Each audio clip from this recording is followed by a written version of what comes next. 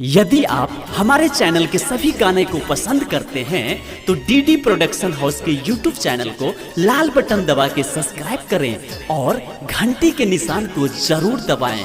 खारे खारे DJ सुमित सतीश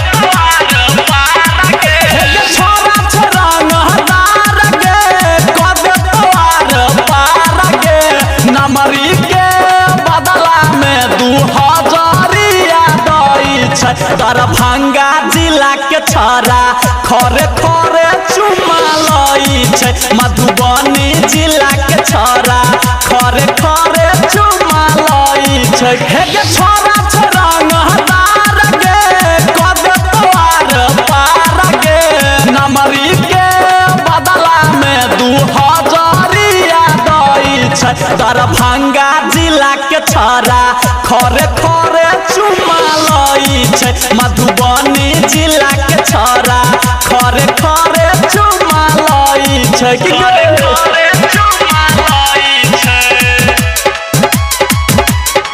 खरे खरे चुमा लई छै।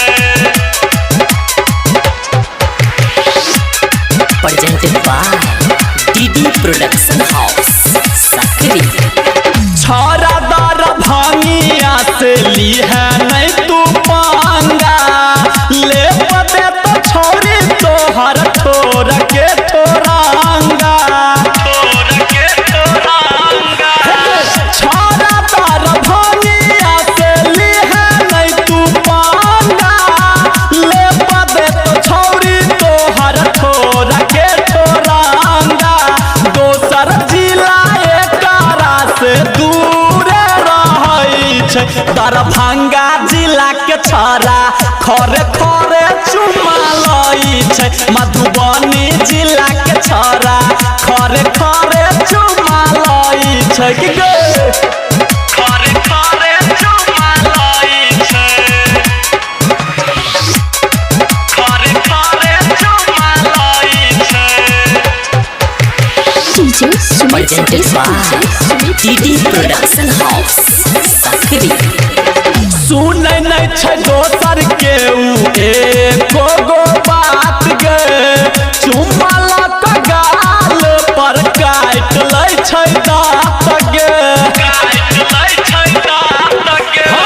सुनै नहीं छै दोसर के उ एको गो बात गे चुमा लक गाल पर काट लै छै दाँत गे। धर्मवीर धुरंधर संदीप दरभंगा जिला के छरा खरे खरे चुमा लई छै। मधुबनी जिला के छरा खरे खरे चुमा लई छै। हे गे छोरा छोरा नहदार गे कदे तोर पार गे कदे तोर पार गे। हे गे छोरा छोरा नहदार गे कदे तोर पार गे नमरी के 2000 दई छै। दरभंगा जिला के छरा खरे खरे चुमा लई छै। मधुबनी जिला के छरा खरे खरे चुमा लई छै। हे गे छोरा छोरा नहदार गे कदे तोर पार गे नमरी के बदला में 2000 दई छै। दरभंगा जिला के छरा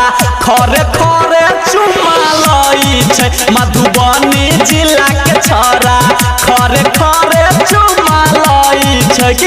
recording by DD production house Sakri 97 084 45 722।